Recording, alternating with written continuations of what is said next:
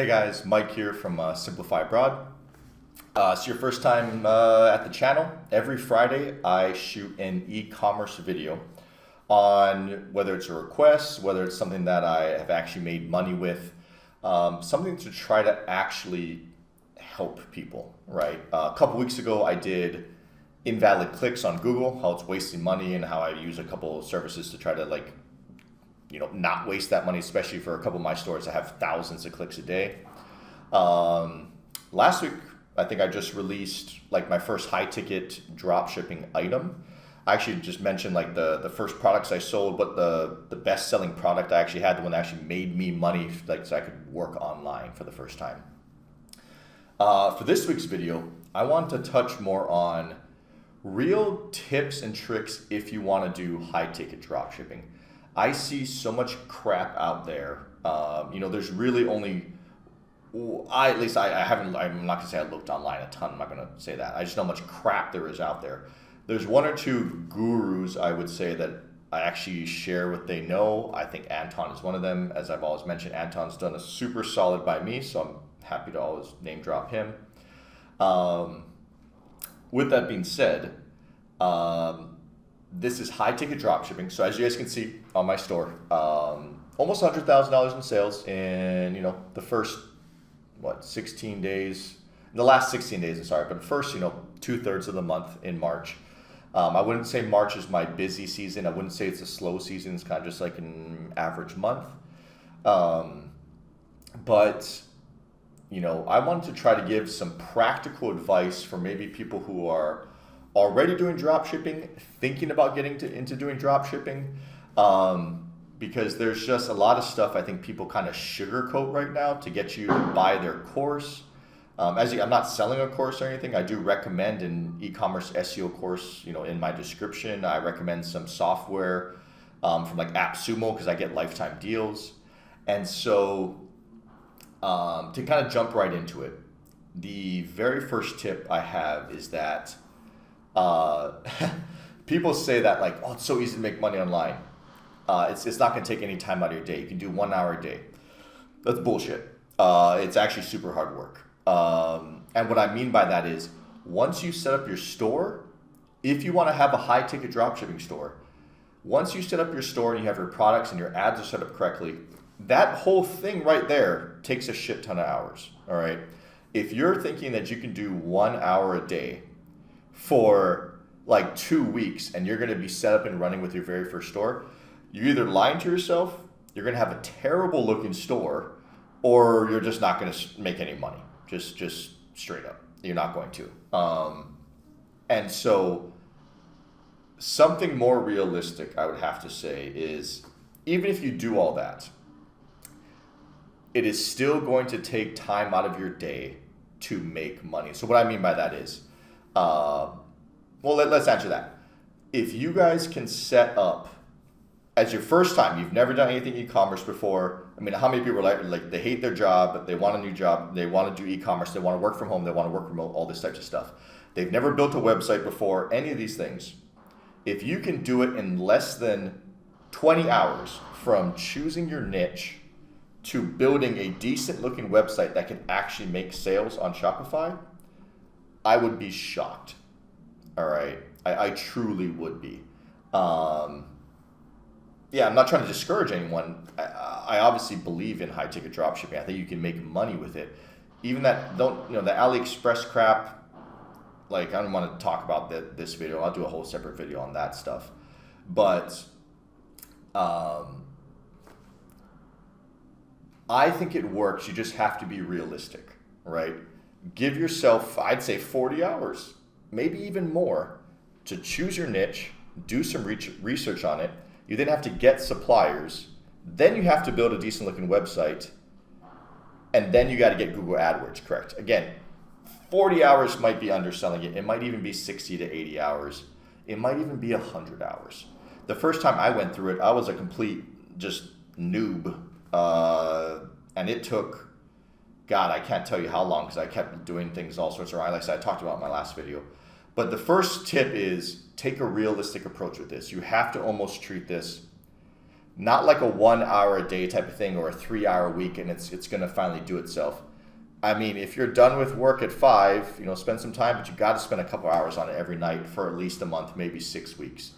And you'll be in a good spot to maybe actually make this succeed. So the first tip is just be realistic about how much time it's actually going to take to set up a store that has a chance of making money. All right. Tip number 2, if you're selling high ticket items and any course tells you you do not have to go on the phone or have someone answering the phone, they are lying to you and get your money back. All right. Again, I sell obviously higher ticket items before, but even like in my last video where I was talking about more in depth, I was talking about my wine fridges and kegerators. People to buy a $2,000 wine fridge, a lot of times they would just call. They want to hear someone pick up the phone. And so a lot of courses tell you, oh, just work your 9 to 5 and then call them back after work. It doesn't really work that way. Can you get a couple of sales that way? Yes. But if you want to make a real income, you either have to answer the phone yourself to start, or you have to pay someone to answer the phone, right? And the higher ticket items you sell, the more this is true. If you want to sell items under $1,000, you probably can get away with it. But at that point, your AdWords game has got to be on point. You got to have some SEO. I mean, you definitely need SEO going because you want as many people hitting that site as possible. And just know you're gonna lose some sales because you're not picking up the phone during work hours, right? A little bonus tip to this: a lot of these courses will tell you to do hire like a Filipino worker to answer your phone calls or something. It didn't work great 10 years ago when I started this. It works even worse now. And then, I'm not trying to get political here, but the divide in this, in the United States, if you have a phone rep with a Filipino accent who answers the phone, like half the country just isn't going to buy it from you anymore. Like, they just straight up won't. I'm not saying this because I live abroad anyway. I mean, I lived in Ohio. I kind of know this. Like, any of you know this. I don't think I'm offending anyone here. Half the country, if they hear an accent that is not American, I mean, shoot, they could probably even hear someone from Ireland or something, and they might be caught off guard, right? They hear an accent that is not American. I'm sorry, but there's a decent chance you're losing that sale unless you're severely undercutting people or your price is so good that they cannot go anywhere else, right? So again, tip number 1, realistic time frame that this is actually going to take. Tip number 2, you have to answer the phone. Calling them back after work isn't going to work. Maybe if you're on the East Coast, there's an outside chance you could make that work, but even then you're going to lose some sales. Bonus tip to tip number 2 is if you hire someone from the Philippines or something like that to answer your phones, India to answer your phone, you might as well not waste the money, to be honest. I don't think they're going to close you more sales, especially in high ticket items, right? Quick side note, you guys hear the fireworks going off. It is FIOS in Valencia when I'm shooting this, so I apologize. I shut everything I could. If you still hear it on the mic, I'm sorry. But that's the sounds of bombs going off outside. That's FIOS for you. There is one. And so tip number 3, because I don't want to maybe make this video too long, but I do want to give some real tips for you guys. So tip number 3, site speed matters. So it may not matter for your first store where you're just trying to kind of figure stuff out, but I see all these people buy these super expensive custom-made sites because they don't want to do it themselves, right? It kind of goes back to tip number 1. They're trying to speed up the process of getting that website up because they think the moment that website is up, traffic's just going to come to it. I'm going to make sales. And I have this beautiful site. The problem with a lot of beautiful sites is they are slow as shit. And with so many people purchasing on mobile now, if it takes longer than 3 seconds, they're gone. They click on your ad, it takes longer than 3 seconds to load, and they leave. You got charged that click, you still paid whatever you're paying, right? 30, 50 cents a click, $1 a click in some, even higher in some niches. They left and never even saw your site. They didn't even see how pretty it is, right? All of my sites, at least on Shopify, I'll talk about my WooCommerce site and stuff like that another time. On Shopify, their sites are a little slow already. Whether you can get it or even high speed score is pretty brutal. I use a theme called I think it's by Out of the Sandbox. I'll put a link in the description. I use the turbo theme from them. Even then, I turn off half the crap. To me, the theme it's expensive. It's not super expensive, but it is a couple $100. I turn off half the upgrades that they have, all the sale flashing like countdown timers. I turn off half of that stuff, and I get a pretty darn respectable speed score. All right, and that really is half the battle. You've got to get your load time. Like Google Page Insights offers a free service. Type in your home page, type in a product page. You got to get it under a 5-second load time. I prefer 3 seconds. I really do think it matters, but this is something you deal with afterwards. Make a few sales, put your first couple of sales into this, Out of the Sandbox. I'll drop a link inside here. Get the turbo theme. It looks pretty good. It's not going to look amazing, but it does look pretty good. I find my pretty good sites just do better, whether it's because it's way faster. Maybe it's just simpler. People don't want all the bells and whistles. I'm not sure. But I've always had a higher conversion rate on a simpler looking site and one that loads fast. All right. And on top of that, for SEO, it really helps. Like I said, I have an SEO course in here. It's actually by a guy named John. He started dropshipping maybe a year or two after me. Actually, I think I started dropshipping before him. He's one of the few people I know that actually make more money than me online, like dropshipping. And he actually gets like 80% of his sales from organic traffic using SEO. Really impressive. I'm probably closer to 30% of my sales are SEO. I'm obviously trying to do more, but about 70% of this 100,000 is from paid ads, using Google and Bing. But yeah, again, if I was to name the 3 things, it's going to take longer than you think. You have to answer the phones if you're selling high ticket items. Anyone who tells you not, they're just lying to you. They tell you to hire a Filipino, they're lying to you. There's some things you can outsource. If you can outsource an American person, great. If you can't, you got to take the phone calls yourself, right?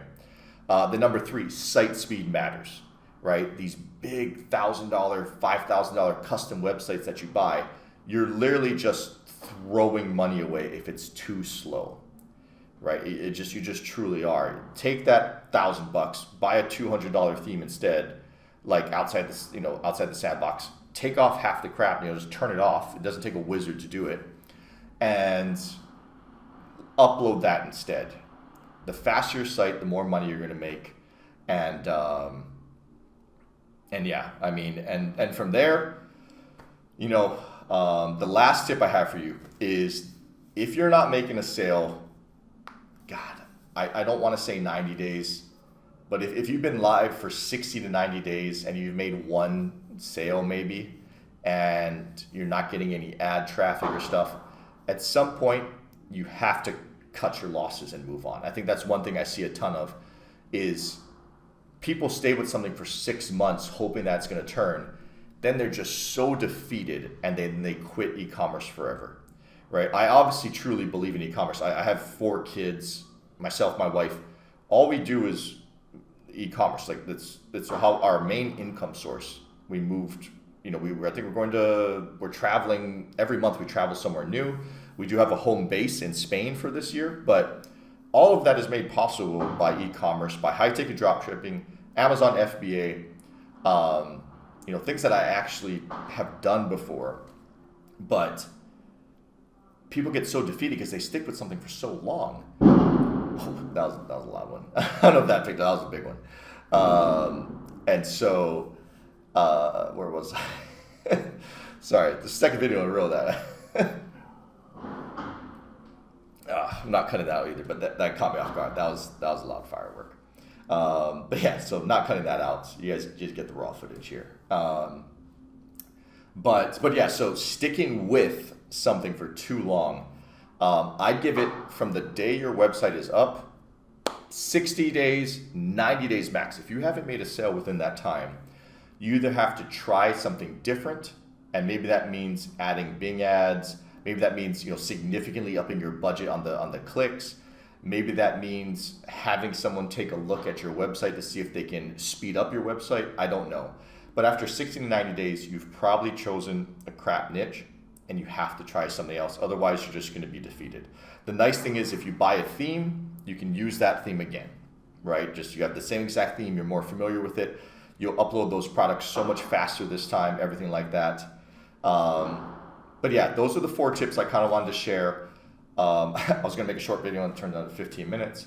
But guys, please comment below. I don't have a video planned for next week, but if you guys have anything that you guys want to see, I'm happy to share more experiences. I've shared my tips. I've shared obviously my store. I've kind of shared my first niche ever, which was the wine fridges and kegerators. I even talked about my best selling product in my video before this.